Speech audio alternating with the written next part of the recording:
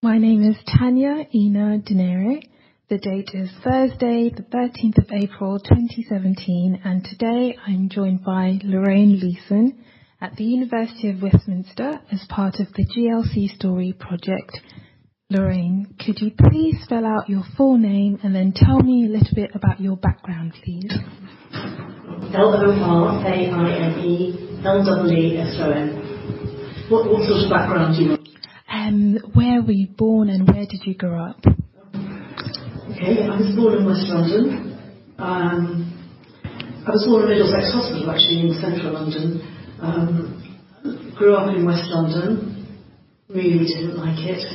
There was no sense of community. I think I didn't mind it when I was quite young. We lived in a block of flats which had communal gardens. Then we moved to a house that was sort of in a suburban street, and spent my teenage years there. And I think as soon as I came to East London in my early 20s, I felt I'd come home, because I really liked the feeling of all the overlapping communities. And as an artist then, I felt able to do things because there were sort of social networks, there was cultural networks, political networks. You know, there were people who you could engage with on different levels, and I've been living and working in East London ever since. Tell me a little bit more about those political networks, cultural networks, and social networks. Well, I first came to Bethnal Green when I was doing a film video fellowship. I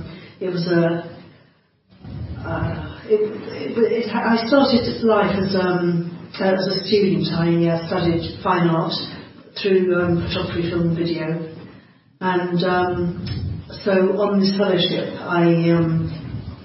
the remit was to work with groups in the community. I was working with my ex-partner Peter Dunn, who was also an artist,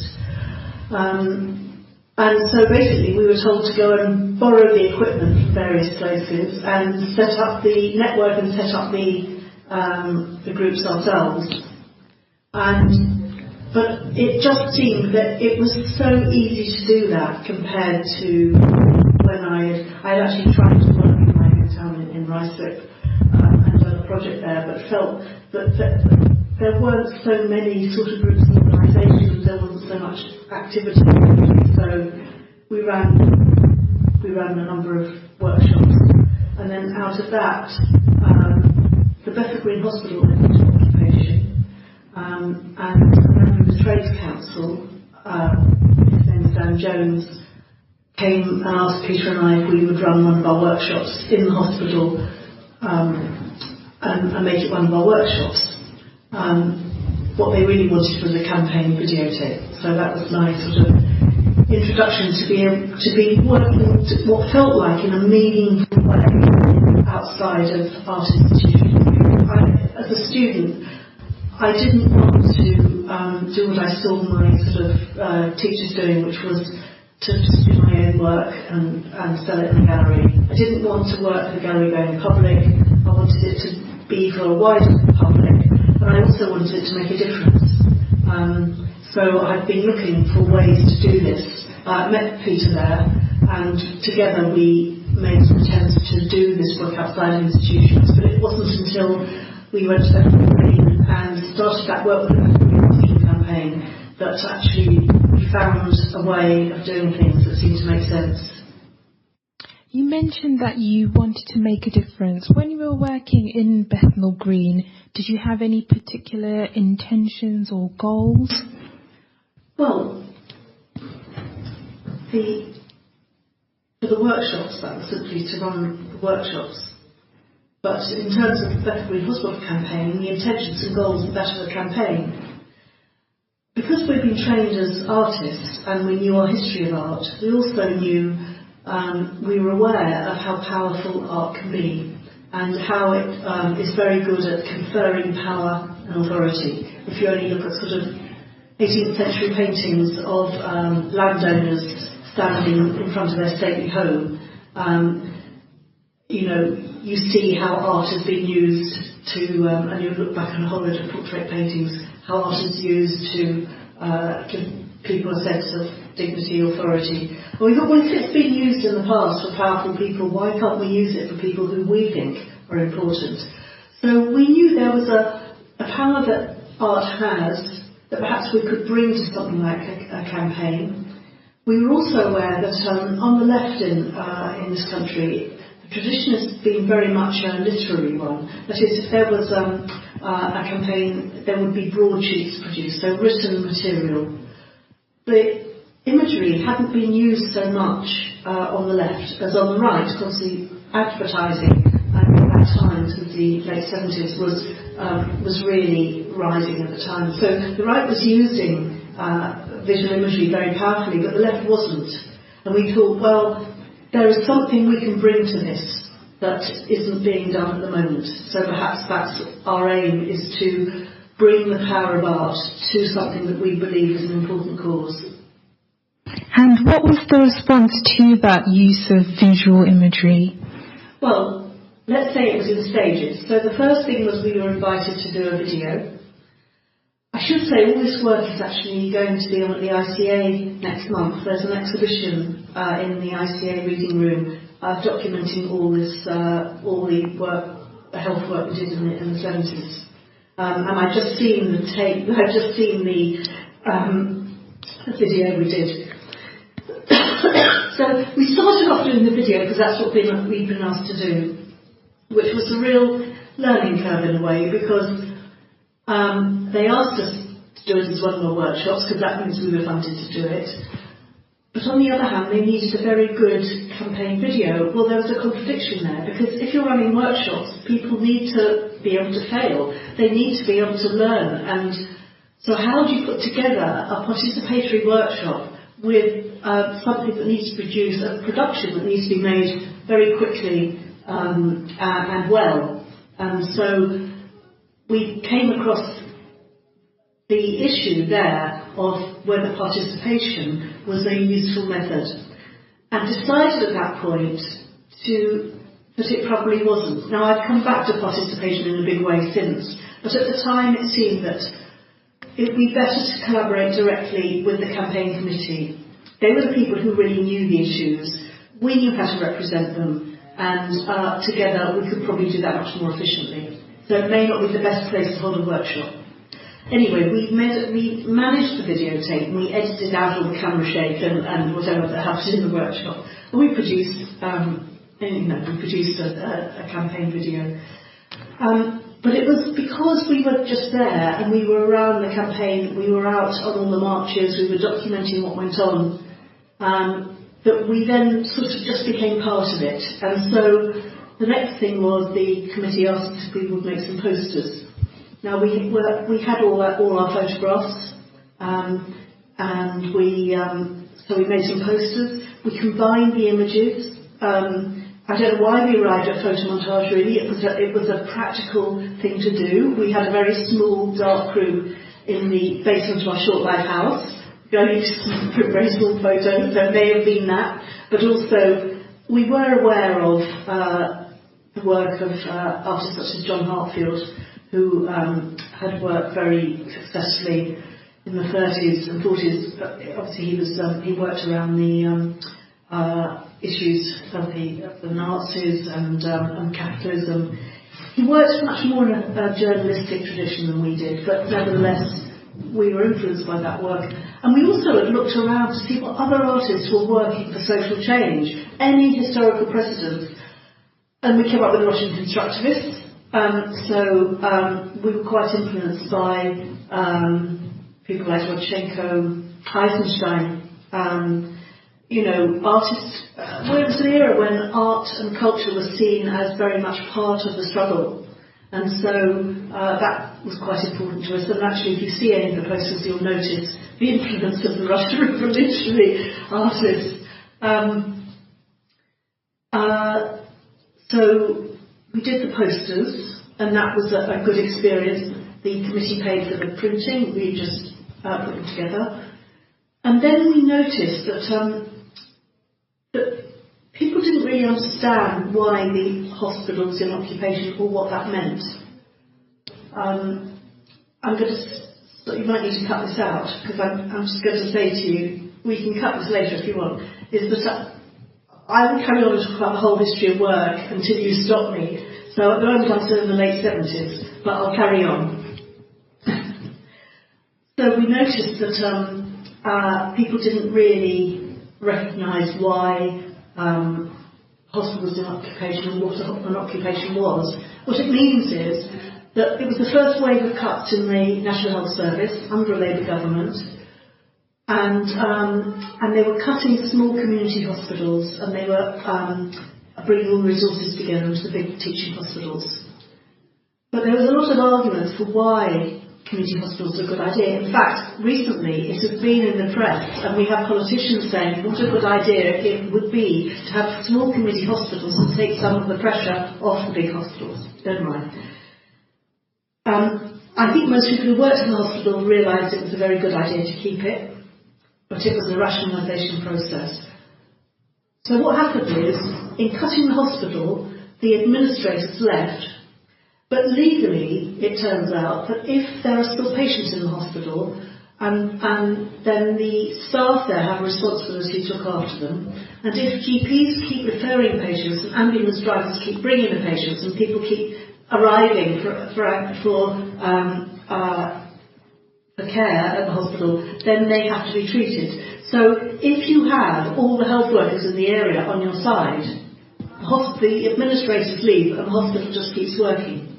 So this was quite a broad campaign. It was very well organised and had all those groups involved, the GPs, the medical staff, non-medical staff, and so therefore the hospital was seen to be in occupation.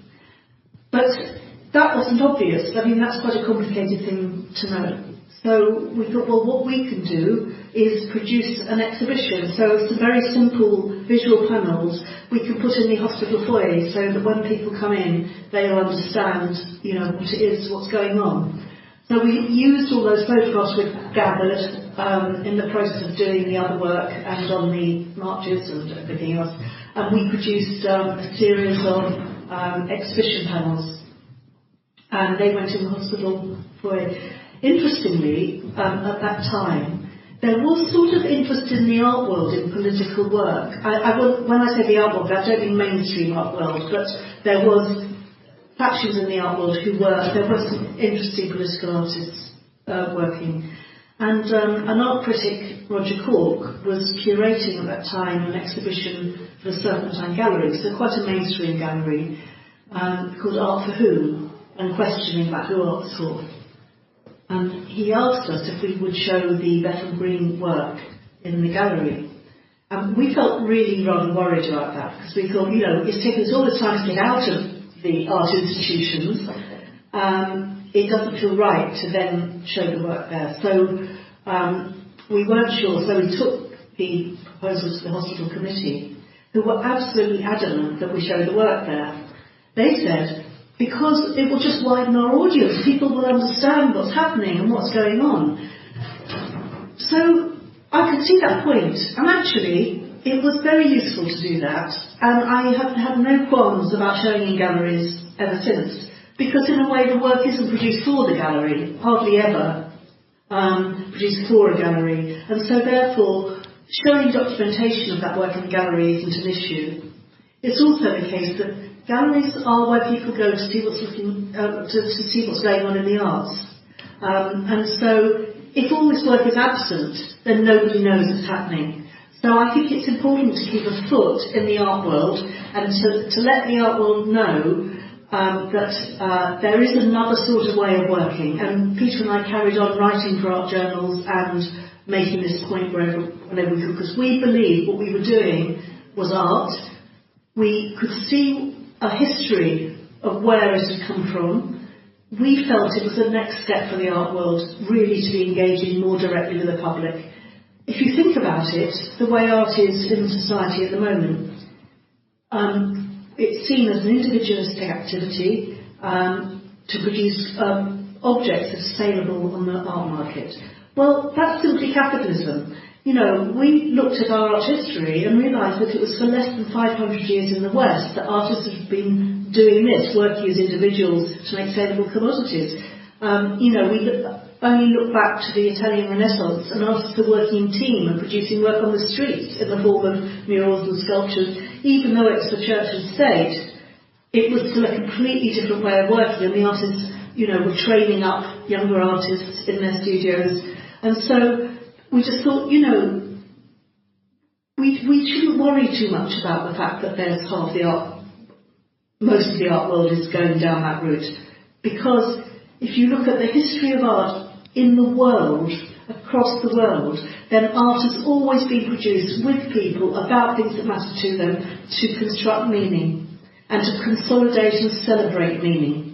And so we can do that. We don't have to do what the art world seems to think we ought to do. That philosophy, art by the people, for the people, how did that... I say art with the people. My apologies. Art with the people. How has that influenced your work as an artist up until now? Well, because we have literally continued working with people in that collaborative way. I suppose what I feel is that as an artist, I don't know much about the world. I have interests in the world, but I'm not an expert on things.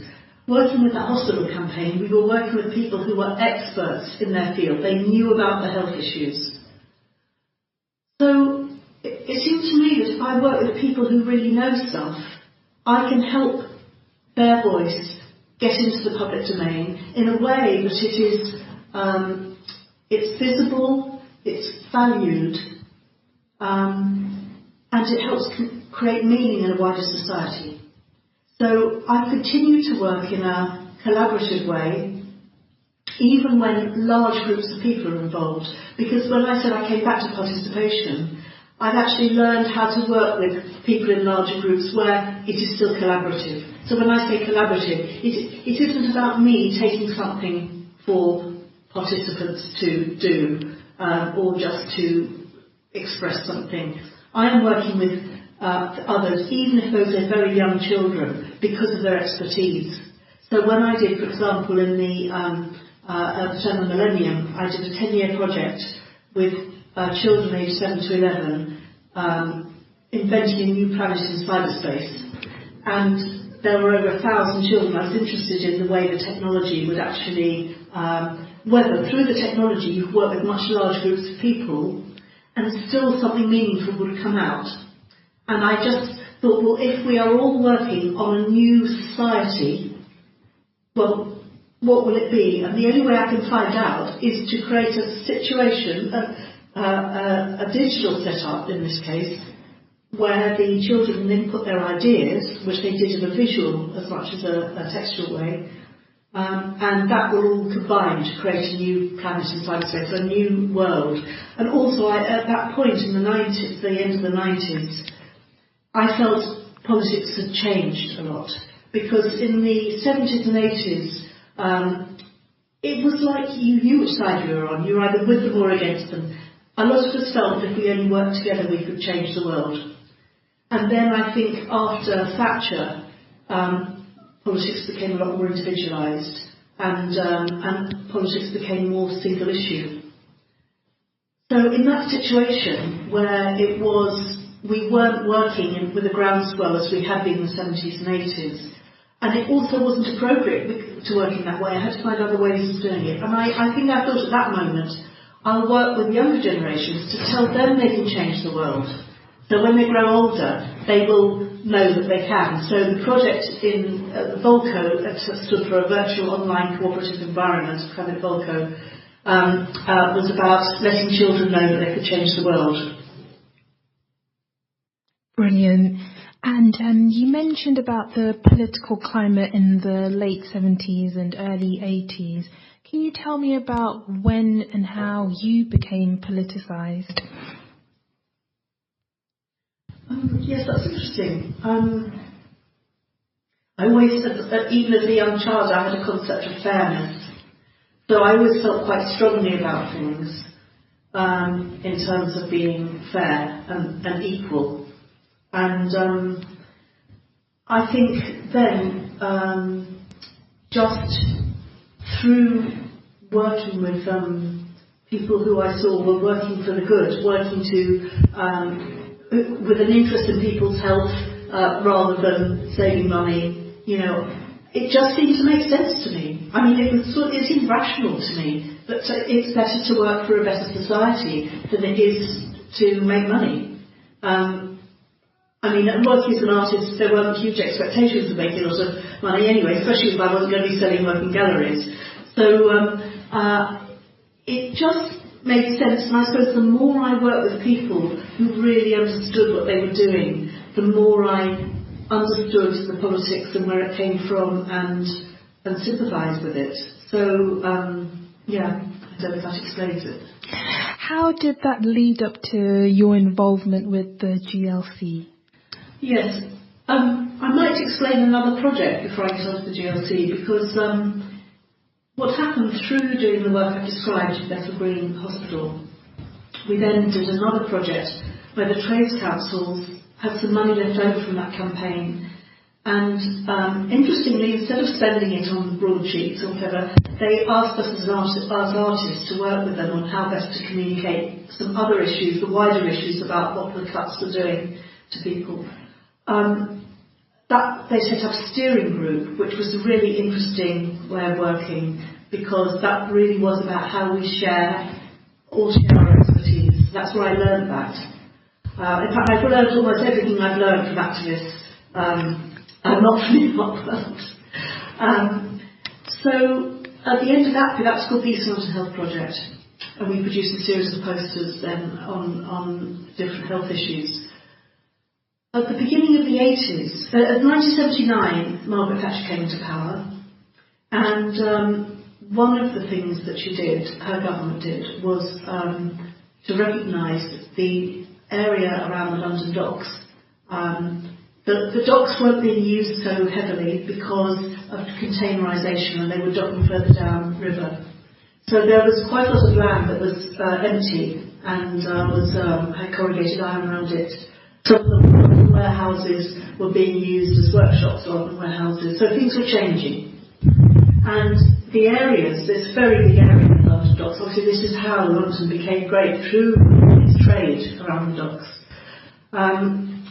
The Thatcher government treated it as an empty area really, but thousands of people were living there, living and working. And consultation had gone on between the boroughs, they were all Labour boroughs, how they would regenerate that area. Actually, the word regeneration didn't exist then, redevelop the area, but to meet the needs of local people. But when the Thatcher government came in, they just saw it as a big piece of real estate with a view of the river, basically.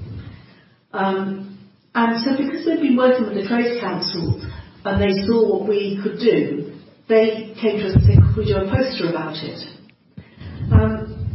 Now, because people are very organised, as I've already mentioned in East London, and for good reason, because East London is the industrial area, it's where people come in, immigration has happened through the docks and people have settled, but it hasn't been easy. People have had to organise in order to survive. So it's the most organised area I've ever come across, and in each area around the docks, all the tenants and action groups had already federated themselves into action groups for their area. There was no such thing as the London Docklands at that point. It was Wapping, Manor Dogs, Southwark, Bermondsey, etc. And so there were all these groups that were representative groups, and this was real democracy at work. So when we were asked to make a poster, we needed to do research for the poster, we went and talked to all these groups. Well, they all said to us almost the same thing. This is really big, this issue is really big, it needs a big poster. So we need really big posters, not ordinary posters, okay? Don't know how to make really big posters, but we take that on board. And they said also we need to be able to tell people in more depth about the issues, because there's so much going on. This is going to affect, jobs and houses, healthcare, services, everything is going to be affected if they do what they're planning. What they were planning actually was they made a change, there was a new Act of Parliament brought in that changed the powers so that the government could vest land away from local authorities. That means just take it, steal it, take it away from democratic democratically elected local authorities, and they set up a development corporation so they could give that land to the development corporation. And that still happens. If you hear of any regeneration area now that has a UDC, an urban development corporation, that's what they're doing. It's those powers they're using.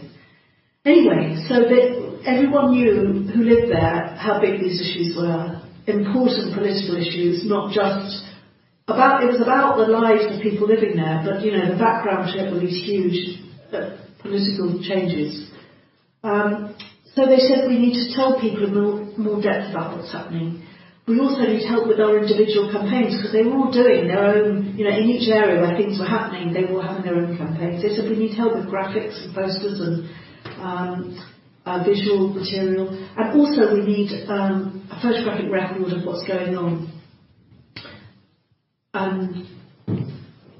You know, they said the media basically represents us in its own way, and we want to be able to have our own source of photographs so we can actually draw on them when we represent ourselves.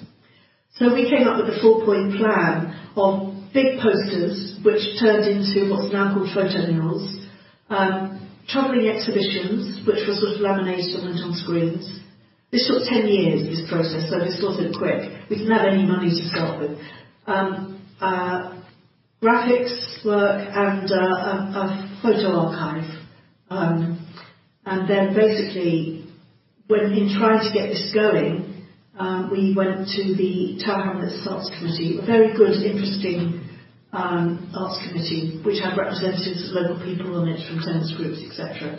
And they gave us the money for materials. We went to the GLC that had just gone from being Conservative to Labour and had then voted in Ken Livingstone and his group as leader. So it went from the most right-wing, we were under the most right-wing government this country's ever had, and the GLC went not just Labour but left Labour. And we went to the GLC to say, we're trying to do this project, could we have we want to build this big billboard thing, we didn't know the word photo at the time, and we had the money to build it, and because we didn't want to use advertising hoardings, they were in the wrong place, and they said to us, why do you only want one? That would never happen now. Because I think, you see, the GLC was very clever in a way that it did things. It didn't have a lot of power, but it could have a lot of influence. And so it had no jurisdiction over Docklands. But on the other hand, what it did is it supported all the people who were getting together and organising around the London Docklands. So it supported the Joint Docklands Action Group, it supported ourselves. Now we became the Docklands Community Poster Project, and you could call us the cultural arm of a campaigning community. So we worked the campaign. Sometimes, because the artefacts are the things that remain, people confuse what we did with the campaign. That wasn't the case. We were a cultural arm of something that was a highly organised, a hugely democratic process, self-organised by local communities. And the GLC recognised that and supported the people who were in it. And so that's how the GLC came to have an influence over Docklands. And that's how we eventually, when they set up a community arts subcommittee, that's how we eventually got funded, and we were there for 10 years doing that work, basically. Tell me more about the community arts subcommittee. So when the GLC first set up, they always had a remit for the arts, and they used to fund, as I understand, it's about 5 centres of excellence, what used to be called centres of excellence. And even when those were required to do community programming, they just had an education programme tacked on. So I believe it was something like £5 million went to 5 different organisations, so £1 million to each, more or less on the nod. It was all done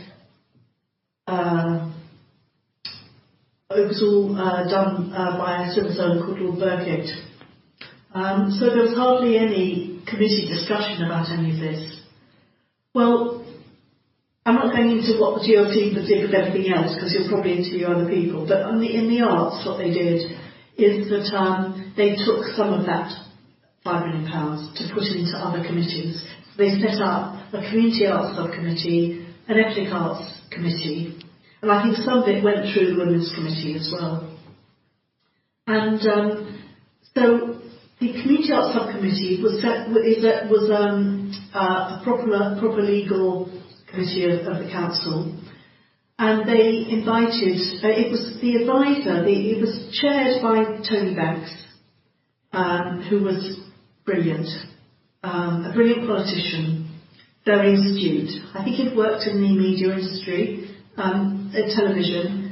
He understood the issues very well, and his advisor was Alan Tompkins, who you might be interviewing as well. And between them, they set up this committee, inviting people from across the spectrum of the arts in London, and then invited applications from. It had to be from organisations. You couldn't apply as an individual, but from organisations who were doing any sort of art that benefited communities.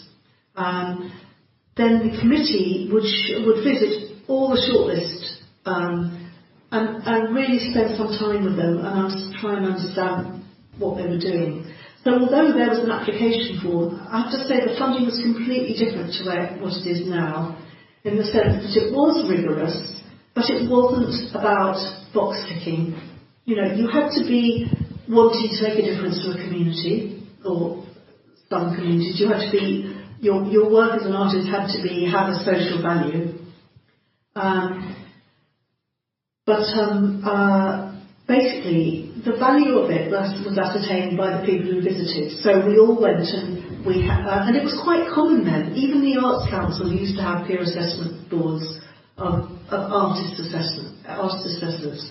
This really makes sense, because it means that people who are experts in their field are assessing other people. It's also spreading information about what happens out there. It was a very good way of doing things. It was done by the Arts Council and the Regional Arts Associations, and they've all dropped it down. It's all officer-led. So then that's what the GLC did. And then we would come back to committee, and we would debate those organisations to decide on who got the funding. So it wasn't easy. There were no just easy handouts. And we had to think about what art meant and what is culture. And so, for example, when the Dagenham Baton Twirlers applied, which was a girls' group of baton twirlers, and we had a long debate about whether this was art or whether this was just, you know, these were girls who couldn't play sport and therefore they were being shunted off into some, lesser activity. And baton twirlers arrived and they were performing outside. And we had a long debate, and we decided it was an art form. It was their own art form, and they got their money. And so, I'm saying this to explain that the funding was rigorous, but it wasn't box ticking. It wasn't evaluation heavy. You know, there were, yes, you had to write a report on what you'd done, but it wasn't as it is now, which is the way public funding tends to happen now, is that the funders have very particular ideas about what they think is good practice, which I think that's not their position to impose, because they don't know, they're administrators. And what they often do is they look at what they think is good practice and then try and distill it and impose it.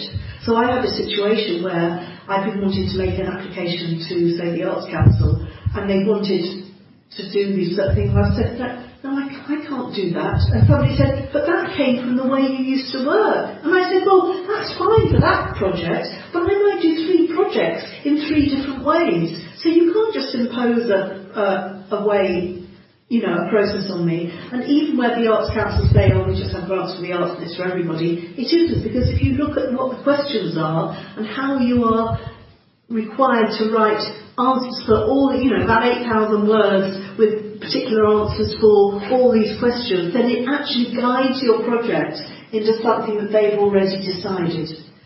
And what I'm saying is the model we had then wasn't that, because projects were looked at for what they were, and they were judged on those terms.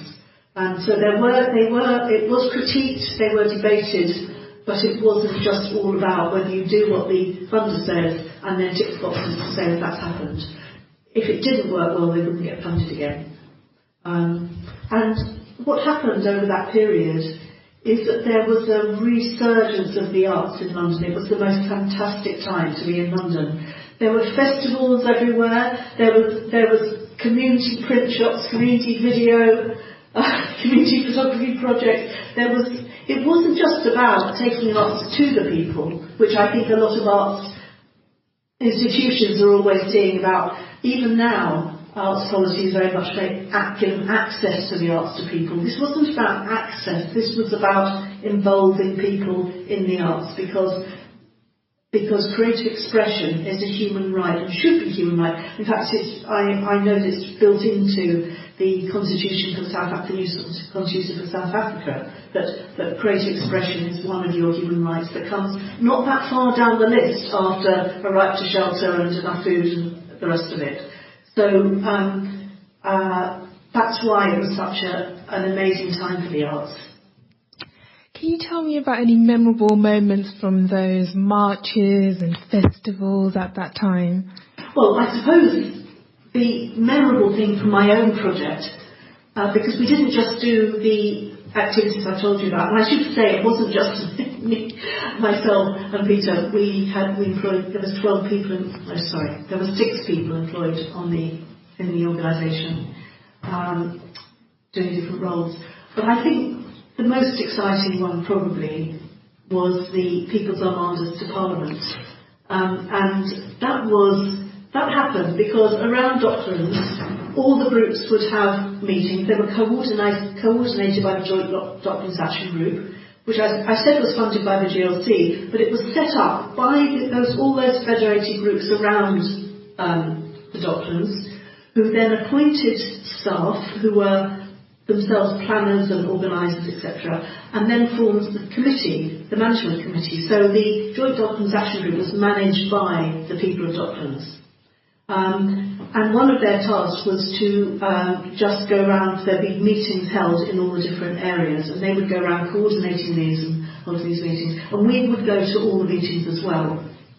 And at one meeting in Wapping, somebody said, "Do you know, I think it's time to take another petition to Parliament." And somebody else said, "Well, actually, they're on the river and we're on the river. Why don't we take it on the river? And we need a boat." And somebody stood up and said, "Well, I'm a lighterman in Wapping and I have a barge. Would you like to take it on the barge?" And then somebody said, "Well, can't we decorate the barge?" "Oh, Docklands Community Poster Project can do that." Anyway, so it went from group to group, and people were saying, "Well, if the barge is going, can we come too?" So eventually, when I say the first armada, there were 3 armadas, there were 1,000 people on the river. So there was this barge which we, as the Docklands Community Poster Project, we coordinated all the arts groups in the area. The JDAG, the Joint Docklands Action Group, coordinated all the other groups. And so we decorated the barge with a banner which was in the shape of a dragon. So the dragon was in the shape of the river that runs through Docklands, and also it's a symbol of fight back in a lot of cultures. The dragons are from the underworld, so like Jordan dragons, where the state against the underworld. It became the symbol of Docklands fight back with T-shirts and banners and badges and letterheadings. So that was the main barge, and that was there were a series of banners around it that were printed by the basement print workshop, which is at the base in Cable Street at the Basement Arts Project. And the barge was then, so we had the lighterman who was actually managing obviously the vessel, but then we had all the rest of it coordinated by somebody from a group called Cultural Partnerships, who were based in Hackney. So a colleague, Graham Downs, was on the barge, making it all happen. And then following that, there was a flotilla of pleasure boats that had been hired decked out with banners and balloons, and we all sailed to Parliament, basically. And it was one of those moments that is, you know, you can go on a march and you can feel the sense of people there, but sailing down the river to Parliament, and there was music, and in fact, the second Armada, a lot of people had written songs and poems, and so we had a whole barge full of musicians, so the sound going down the river was amazing. And also at one of the Armadas, Graham from Poster Project was a pyrotechnics expert. So we, on the third Armada, I think it is, we sailed first of all downriver to Woolwich, where the LDC offices had moved to, and we circled there to cannon fire. And so it is those moments that actually make you feel, wow, I think we have some power here. And also just sort of brings tears to your eyes.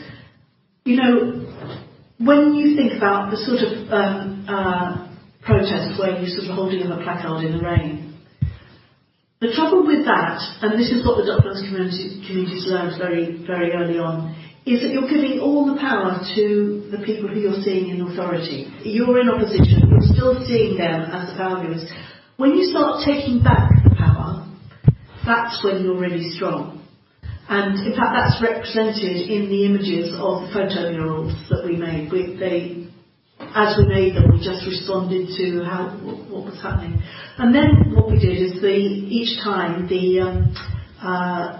and this was funded by the GLC, needless to say, then the whole flotilla would end up in Jubilee Gardens, which was again given us to that GLC gave to us the first time. We had a big marquee there, and it was a cross between a community festival and a political rally.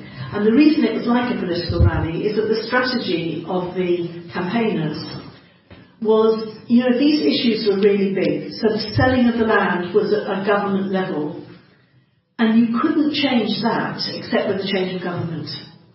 So there's a lot of things that could be done in terms of road going through here or housing to rent there or whatever, but you couldn't change the big thing of selling off the land.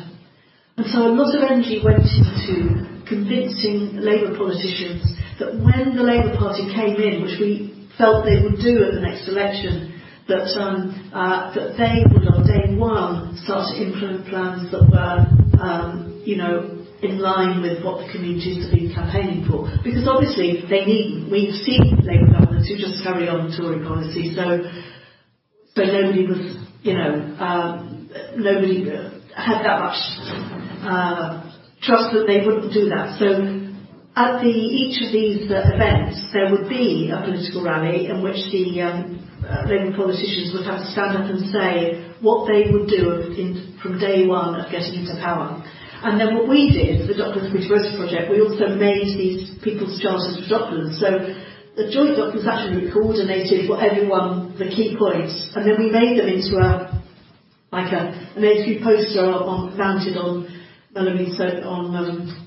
Polly board, so that they were given this thing that they had to take home and they had to sign up to. Now that was very powerful. The fact that there wasn't a change in government was out of everybody's control. There were 3 terms of Thatcherism, unfortunately, so the land got sold off. And eventually, you could say the campaign wasn't successful because of that. A lot of things had happened on the way, but I think the lessons from the campaign are still reverberating. And so these things don't go away, and they're not for nothing. But I think those Armadas were, for me, just the high point. It's all those people together, and such a fun day out at the same time. You mentioned how highly organised and coordinated all these committees were, and you talked about the community engagement, the sense of togetherness and taking back that power, which, as you said, was a success despite Thatcher's 3 terms in Parliament. What lessons can we take from that? You mean, what lessons can we take from... Say it again, sorry. What lessons can we take from that taking back of power, that, and rather than just standing in opposition to the state, really engaging the communities, or as artists and as activists? Well, I think it's because it's much better to get on and create models of what we know and what we think can happen, and we know that from very good authority of being there. And so, and you probably know about the People's Plan for the Royal Docks. I mean, that was an amazing example of that. It was when there was a plan to turn the Royal Docks into an airport, which is City Airport, there now. And people in that area said, you know, actually, an airport will bring hardly any jobs. There'll be a few ground staff. We won't even get to use the airport, it'll be for business people. It's true. And so we think that land can be much better used. And so the GLC had a popular planning unit, where Hilary Wainwright and Sheila Rogoff both worked. So the people in North Woolwich contacted the Popular Planning Unit, and Hilary and Sheila went down there and worked with them. Of course, so did the disaster group, and so did the Docklands Poster Project. And they came up with this very, very well-researched plan, which would show how you could bring homes and jobs and services and everything you needed into that area, and it would work economically. It was backed by the council. It was put through the door in you, and we produced it as a document that was a bit like a colour supplement, and public inquiry, and won. But the government was able to overturn it. So if you go to the City Airport now, we started with a public inquiry, you have to remind them that they lost. But that plan, which was something that Hilary had experience of, which was the Lucas Aerospace Shop Stewards Combine plan from 10 years previously. And so it was that model of how you present an alternative. And I think those lessons are directly applicable always. So in a way, the way I work now is through alternative, not so much being oppositional, not activists in that oppositional way, but through using the arts to support people to make their own bring their own ideas into the public domain. So, for example, for the last 9 years, I've been working with a group of older men in East London called the Geezers, who have ideas about, they want to know why we're not able to use the Thames or the rivers in East London to provide energy to help older people heat their homes. Because they say, you know, older people often can't even afford sheltered accommodation because they can't afford the service charge. So why is there only wind power that we hear about, and why aren't we using the power of the River Thames? I went to see them 9 years ago on an arts project, and I asked them the question about any technology that they thought would benefit themselves or the community, not knowing what they would say, and they came up with that. And 9 years later, we are still working on renewable energy. We've already tested a turbine in the Thames, and next month we will be launching what we call a stream wheel, like a floating water wheel in the Lower Lee. And that is going to actually, it's not so much heating the homes, that one is going to drive an aerator to pump oxygen into the water and keep the fish alive when the pollution levels rise. But that's all come from the Geezers. You know, when I went to see them, it was the end point of this research project at Queen Mary University, where they were looking into why the life experience of older people isn't going into the development of new technologies, because they're all being developed by young people, but the people with the most experience of life aren't informing that. And so at the end of that project, as often is the case, they tacked on some artist commissions. Well, you know, I need to start from scratch in a way. So I just went to see the Geezers, and I had 6 weeks really before there was going to be an exhibition. And I asked them that question, and they came up with tidal power as what they wanted to do, and I had to say, I know absolutely nothing about it, but I'll take you every step of the way that I can. And 6 weeks later, we had researched tidal power. We had found out that the Thames Barrier is an ideal barrage to put turbines on. We'd found the sort of turbines to use. I did a big visualisation of doing it, and I'd interviewed the Geezers, done video interviews. so they could speak about their knowledge of why this would be such a benefit to the community and why it was so important for society at large as well. So in a way, I'm still doing what I learned then. So I say I've learned everything from activists really and from people in the community. So that is like my version at the moment of an alternative. And when, for example, another project I did which finished in 2012, not by coincidence, was when the London Olympics was going to take place. And I knew, as many people did, that despite all the hype, there wasn't going to be anything in it for young people, really. So I thought, well, we can still use it. We can still make some use of this. So I used it as a hook for a project and started to develop a young person's guide to East London. Now, I'd already done a small guide to the Royal Docks with young people who had actually said we ought to do this much wider. So I've worked with 400 teenagers in different groups, schools, colleges, support groups, disability groups, youth offending teams, etc. And together they came up with, obviously not just all together, because I did it to a series of workshops, but basically together we built a website, an online guide, a real professional online guide to what's young person's guide to East London. So what's good for young people in East London, and then that went online and was visited by thousands of people at the Olympics. So what I said to those young people then is that, so this is how I work with, I suppose, anybody as an expert in the way the geezers were expert on knowing what the needs of older people were in terms of energy. And so for the young people, I basically said, look, we're creating a guide to East London for young people, but you're the only people who know. So I can help you. I can, produce the website. I can show you how to take some photographs so you can help document where you think is good. But you've got to decide where you think is good. Then you've got to say why it's good, and then perhaps take some photographs. I'll just make sure those photographs are really good. And then that'll all go on a guide, and thousands of people will access it and use it. And of course those kids were hooked straight away, because it was their real expertise. It wasn't just an art project that they would do and it would go up in a classroom or something. It was real. And I think and I valued their real knowledge, and they respond to that valuing. And therefore, that's what I mean about I come back to participation in a big way, because I found a way that you can actually still work with even large groups of people, as long as each person has a sense of ownership in what you do, as long as their ideas go into it, and as long as I respect those ideas, and as an artist I can help to frame those ideas so when they appear in the public domain they're at their best.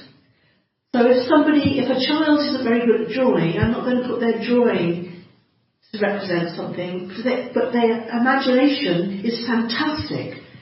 So for example, for the Volco project I mentioned earlier, a lot of it is visual, and I get the kids to choose objects, scan them, photograph them, put them together, write some things, then it goes into big, lovely colours and whatever. So it's all theirs. It's all theirs, and it all looks fantastic. It's all theirs, and it all looks fantastic. So that's how I now work, in a way. I work with people as experts, and I'm a sort of a means through which this stuff can get into the public domain. Fantastic. Can you talk me through, back in the 70s and 80s, how different was your approach to engaging with the community and making sure that the experts that you were working with did have that sense of ownership and that you were bringing the best out of them, and still have the committee's idea of the campaign in mind? Oh, do you mean in the 80s? Yes. Oh, well, actually, what I omitted, I'm glad you asked the question, because what I omitted to talk about was a very important part of that project. I mentioned that with the health work, that the Trades Council set up a steering group. And in fact, other artists used to say to us, there was members of the Trades Councils, Trades Council, Trades, Health Workers Unions, health campaigns, and ourselves as artists.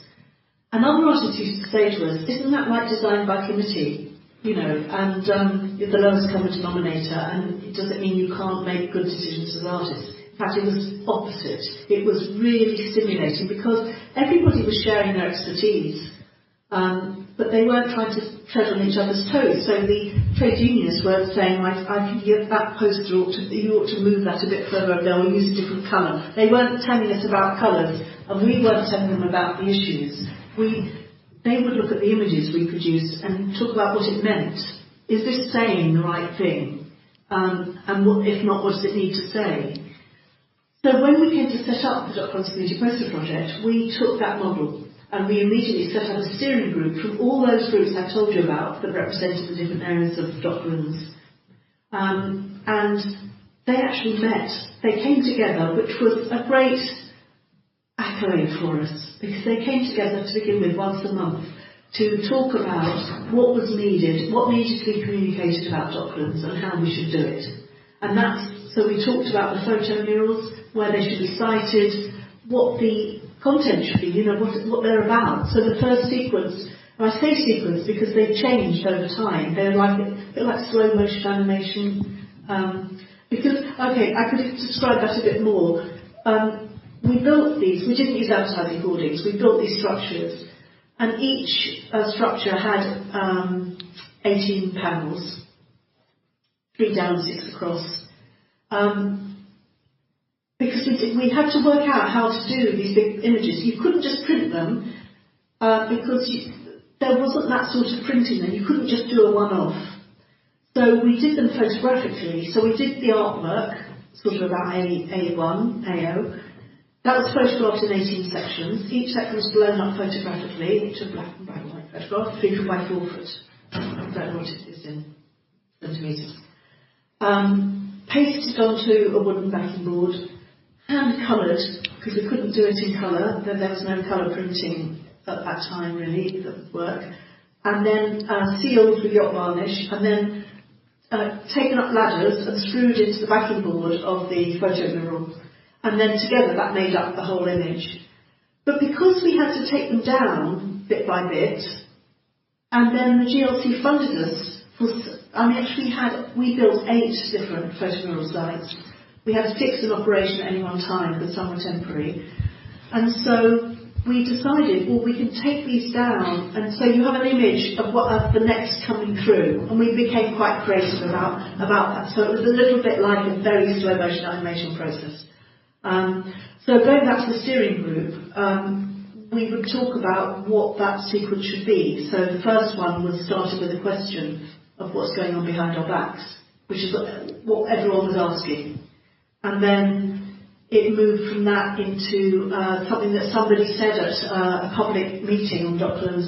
He stood up and said, do you know what's happening here is big money's moving in and pushing out local people. So that was our next image. So we hadn't thought about the whole sequence all the way through, we were just responding. And our steering group sort of were the group that said, you know, okay, we need an exhibition now on the housing, or we need posters on this or something. So, and they were really valuable, valuable isn't even the word. They were the core of the Docklands Community Poster Project. The community members were in the majority. It was finally consolidated as a community co-op. So that was our constitution, and the community members were in majority. So it really was a community-led project, even though Peter and I were you call us artistic directors. I think we just called artist coordinators at the time. But that's how it worked, and that's why it was successful. And in your own personal life, what was the response to your involvement in these creative campaigns and in politics? What do you mean in my personal life? What did your friends and family think about your involvement? They were my friends and family. That was my life. I mean, Peter was my partner, and most of my friends were people I've worked with. So I can't. What can I say? I mean, when I had children, I remember my oldest child, when he was a baby, I was making the dragon banner for the Armada, and I had to hang him in his baby bouncer on a beam in the studio while we laid out the banner. So everyone was involved, is all I can say. Yeah. And the public perception? Do you mean of the art or the campaign? Both.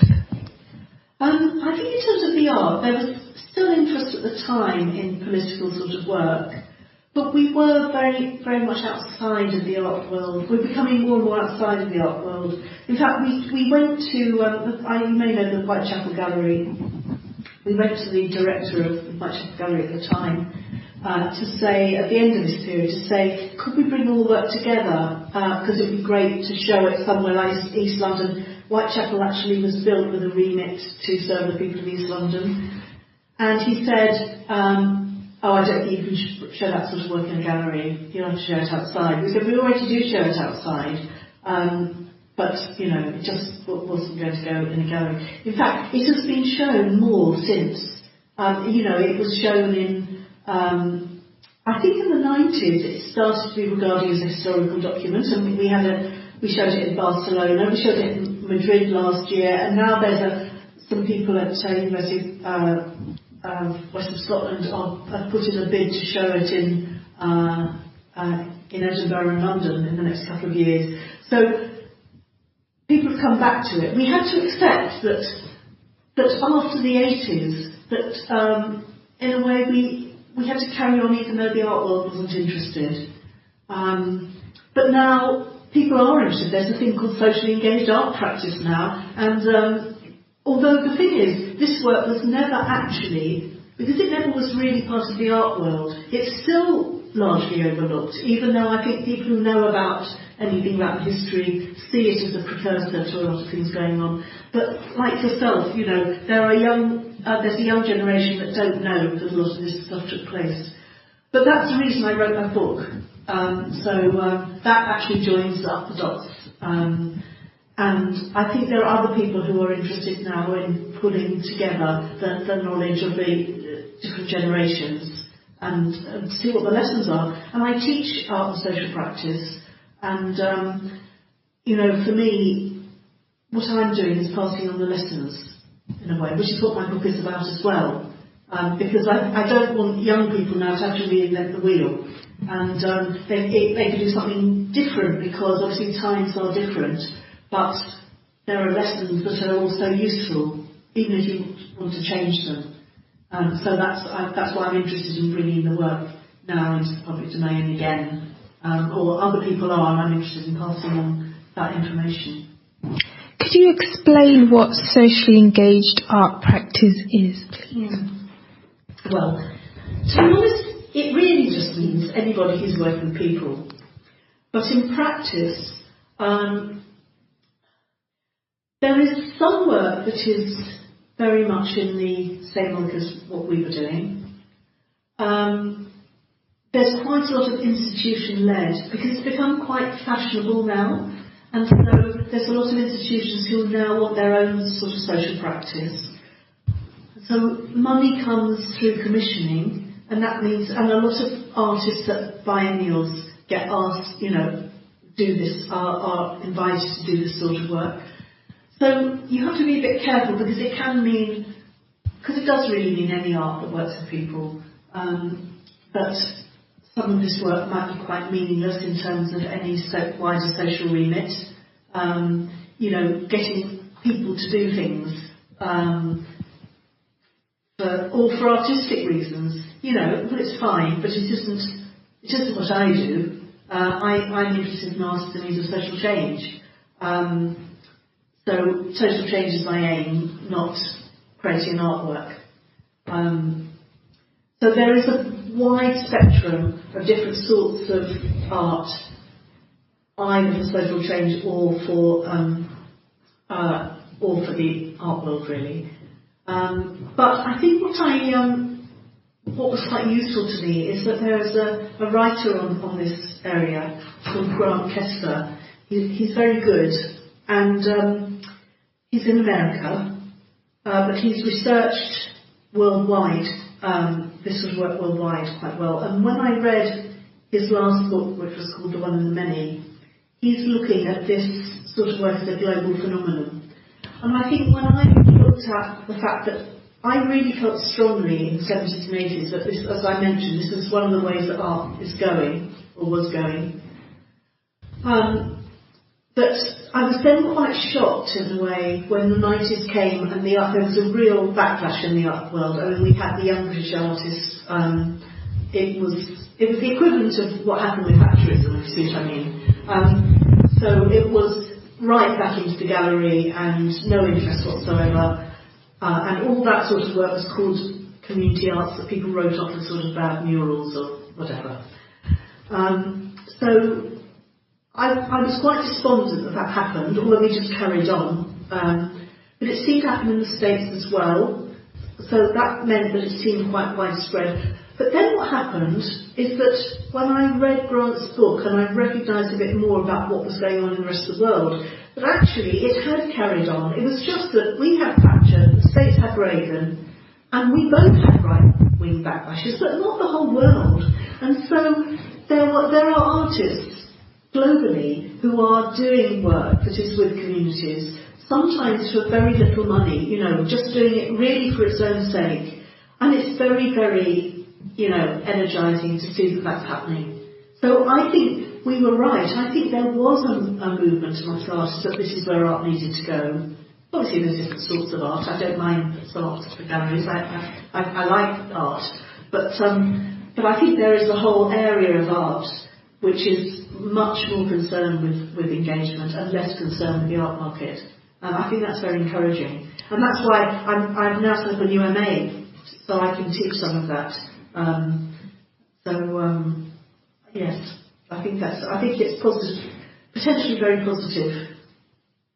You mentioned that you were inspired by John Kester. Yes, and John Hartfield and even Russian artists, and you mentioned that there was a rise in political art at the time. What do you think the Thatcher era would have looked like without those creative cultural campaigns? Well, it would have looked like what a lot of people saw it as anyway. I mean, it was just, it's interesting. I hear people, on the radio, when we talk about the 80s, and they say, it's all about power dressing and Ferraris and Porsches and rising property values. So that's what some people saw. So that it would have been that. I mean, Docklands would have been much as it is. There were some significant victories. For example, there would have been a road going through the middle of Wapping and decimated the middle of Wapping. And we did achieve housing for rent along the river at Cherry Gardens, south of the river. So there were certain things that are definitely great victories. But I think it will be what a lot of the rest of the world sees that era. It would have been about individualism, getting rich, and what was beginning to happen in the art world, which was sort of rather sensational art that sold for a lot of money. And what do you think was the key successes that were won? When, in the 80s? Yes. I mean, through the Docklands work? I think recognising that all that was possible, and also recognising that even if we didn't win all of it, what could have been possible. I think it gave a lot of people a glimpse into the fact that this can work. You can have democracy working in this way that is by the people. It isn't. You don't have to just think that government does everything. That politics isn't just about government, it's about how you live your life, and you can do things as an ordinary person to make a difference and to make things better. And I think it just gave a lot of people at the time a buzz and a glimpse into that possibility. And if they got it, they can pass it on. You see what I mean? It's come back, hasn't it? So it owes something to the fact it was here before. I think, you know, we haven't talked about feminism, which obviously was a really big thing at the time, and I've only talked about male influences in the art, but feminism was a huge issue at the time, and you know, that's come back as well. And I remember reading a book at the time which said there's always been a women's movement this century, and I thought, oh, was that strange? I thought it was just now, but actually it reminded me that these things go in waves, and therefore the last wave really matters to the next wave. So, you know, what's happened is a dip in between. It's not what is, it's not what exists. That we can come back, and we come back in a different form, but actually there is still a potential for socialism. Even if the socialism looks different because times are different, but there is still a desire for that, and people who are willing to do things not for personal gain, but because the betterment of society. And so I think it's very encouraging, and it's very lovely to see it now. I can't tell you how it fills me with joy to see young people now who are actually wanting to make things happen. What do you think the future holds for the current generation, particularly activists and creative campaigners? It's hard to say what the future holds when we've had Brexit and we've got Trump, because that all looks so dire. So I will try and remove those things from the equation. Yes, if it wasn't for those things, I think there is a chance to put some things in place now. You have to remember that they won't last forever, and so this will be the top of a wave, which will eventually go away, but it might be here for some time. Quite a lot can be achieved in that time. And I think the more joining together we do, the better. Because in a way, the worst side of things are happening about divisiveness. And I suppose I go through a process in my own work of joining up. It's all about joining up, because it's that sense that actually things do belong to each other. You can support each other. You could be different to somebody, but you all share. There's things you all share, and it doesn't matter if you differ in some ways, because you come together on the things that you share, and you make each other stronger. And so I do believe that human beings do have the capacity to make a better society, and can do it. And actually, things are so much better now, aside from Brexit and Trump, than they were then. I mean, you know, I look back at that video we did for the Ben Green Hospital campaign. I only saw it last week for the first time. It's just been digitised. I mean, I saw it then in the 70s, but it's just been redigitised. And I was horrified how male it was. You know, and I was aware then, you know, of feminism, and I was a feminist, but it reminded me of how much we needed feminism. And the fact that I can look at it now and think, oh my God, this is ridiculous. It's because all the doctors were male, the patients were male, everyone interviewed was male, even my partner did the voiceover. And so, and I just thought, well, we wouldn't do that now. You just wouldn't do it. So I think an awful lot of gains have been made that perhaps you only get a sense of how much when you look back to them. So things have moved on and things have improved. There is, despite the lack of equality, there is much more equality in the world. I mean, look at what happened to gays. I mean, look what people went through in only a few decades ago. So I just think that however imperfect things are now, that there have been huge gains. And I think when those gains are just not individual, but they are played out in a bigger arena, like through the GLC, like the confidence that was gained through having a community arts subcommittee, a women's committee, an ethnic arts subcommittee, just that confidence that that's okay and that supports some people to develop, that actually counts for an awful lot, and it's sort of the ripples go on. And so I think it's not always tangible to trace each thing that has happened, but I'm in no doubt that if all that hadn't happened with the GLC and all the other initiatives, socialist initiatives at the time, we wouldn't be in the place we are now. So things don't change just because time changes. You know, things can get worse. Things can stay very, very rigid. And so I think an awful lot was achieved, actually. You mentioned the importance of joining together and the fact that the people you worked with were your friends and family and all of these networks that you formed. In light of that, were there any divisions? Oh God, yes. Oh, it wasn't all sweetness and light. No. Oh my God, no. No, I mean, the more collective things are, the more difficult it is to manage. And yes, it was no coincidence that in the middle of the Docklands Community Poster Project, which was a community spot, that I did training in conflict resolution.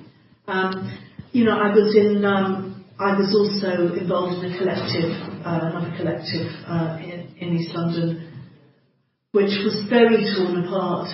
And so I think most people who've been involved in collectives know. And there was a very good paper written in 1979 called The Tyranny of Structurelessness by,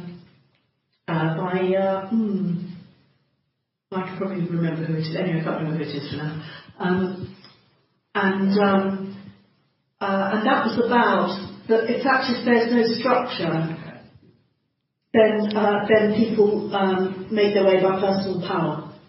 So that's how, if you have a collective where everyone feels that they're equal, but you have no, you haven't sorted out different roles and responsibilities, that the people there are people who will grab power just because it's there to be taken. And so I did this training because it's very cheap training, and I think it cost £5 or something. It was, you know, at the time. And then I realised if I stayed on with this organisation, Human Conflict and Change, that if I became a neighbourhood conciliator, I could then receive more training.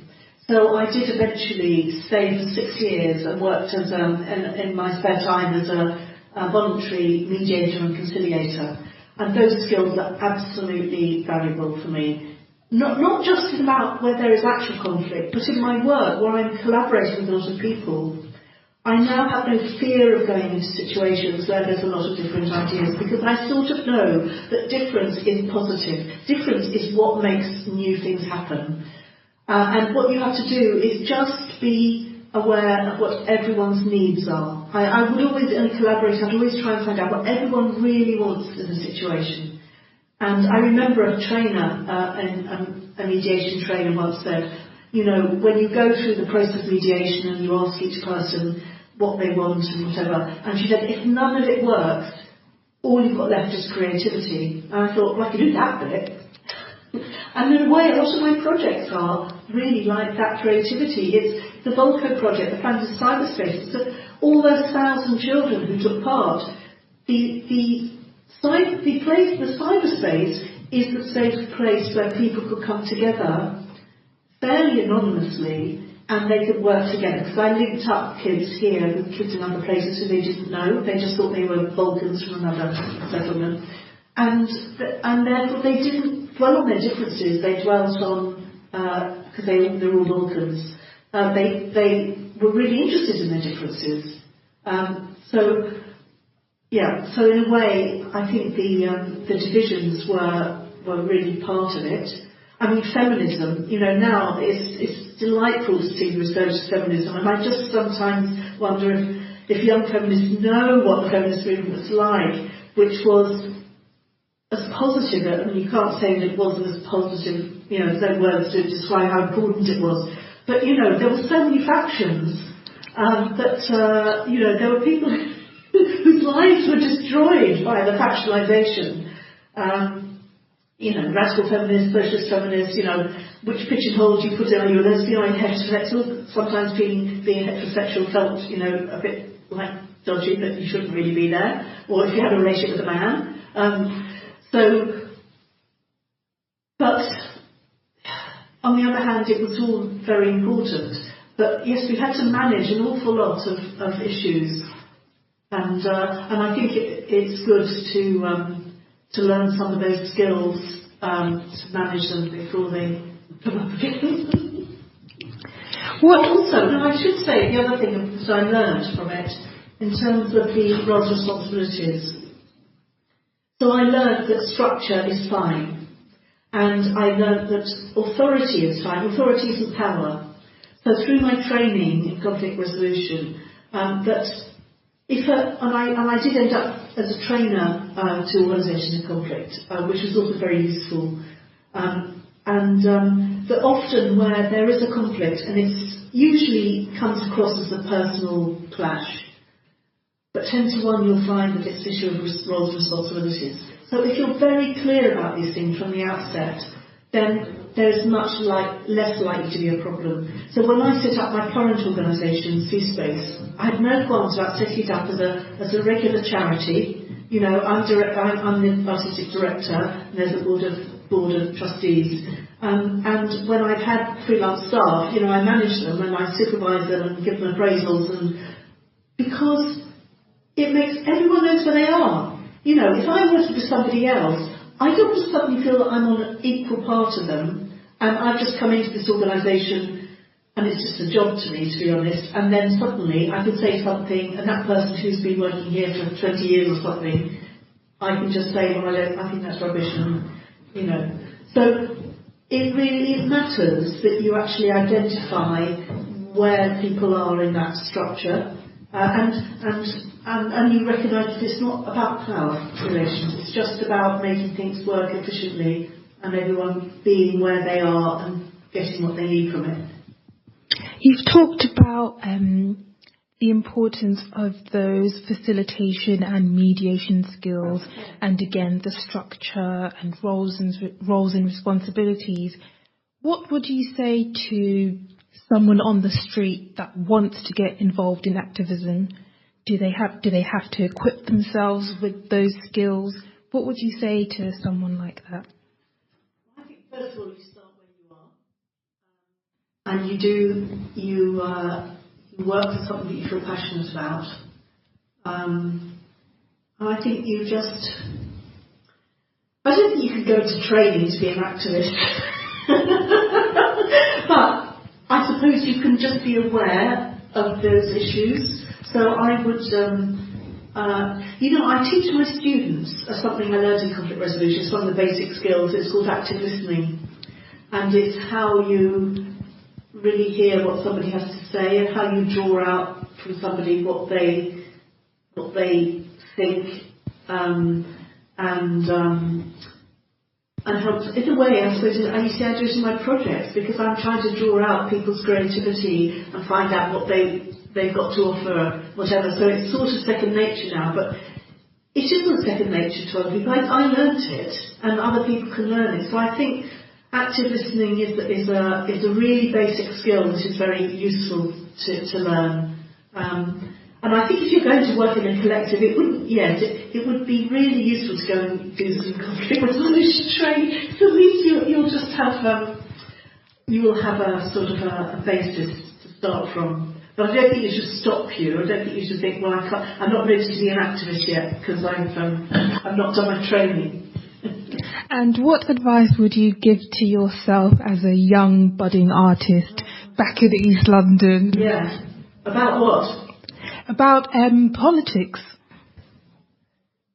What would I give myself, myself now, tell myself then? Yes. Oh my God. Life isn't going to be easy. Yeah. Life's bloody hard. It throws things at you. And you just have to carry on, basically. You just have to learn how to put one foot in front of the other, and when life throws difficult stuff at you, you have to keep moving and never stop. I think that's what I would say. And what would you say to a young person in this current generation? I would say, if you're going to be an artist, find another means of earning a living. Because I know what the arts funding situation is, and I know what it's like. So when I'm a student, I think to earn your living as an artist now, even the way I did, which was through fundraising and stuff, would be really, really hard. I'm not saying anything's impossible, but it will be even harder than what I did, and that was hard. So I think that's what I would say. I would say, yeah, because also I'm a mother, so I would say find a way of earning a living. But that's what my parents said to me, of course I didn't. That's the nature of being a parent.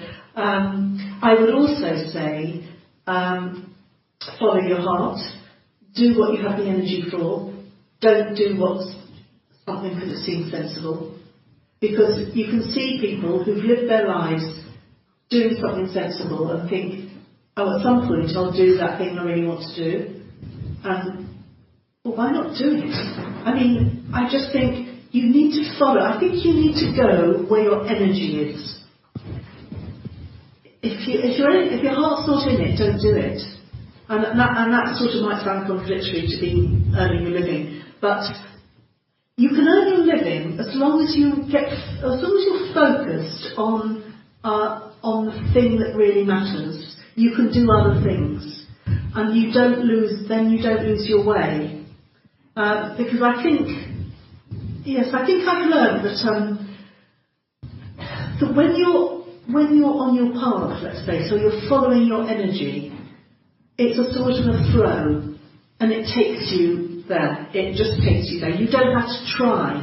You go with it. And I've also learned that when you have a gut feeling about something, that it's almost certainly right. And just telling yourself that it may not be right isn't really helpful. But if you have a gut feeling about something, really you ought to go with that, because your body is a much stronger mechanism than your brain on its own.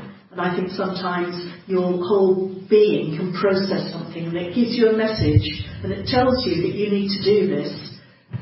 And your brain could be saying, oh, don't do it yet, or don't, it wouldn't be sensible. But you sort of know that that's what you need to do, or don't need to do. And I would just say that you need to go with it. That's brilliant advice. And lastly, any final words you'd like to share? About?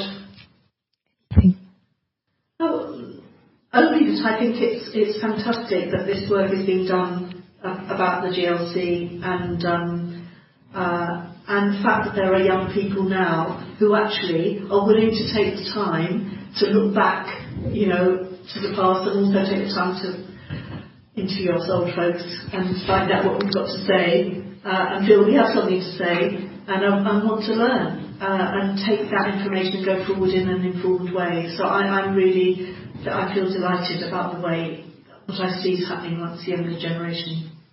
Fantastic. Well, thank you for speaking to me, Loraine. I've had an incredible time listening to you speak about your journey as an artist from the 70s and the 80s up until now, and your involvement in the creation of British culture and the creation of what London is today, and our history as activists and as campaigners. And I've really enjoyed speaking to you. Thank you so much. I've enjoyed it as well.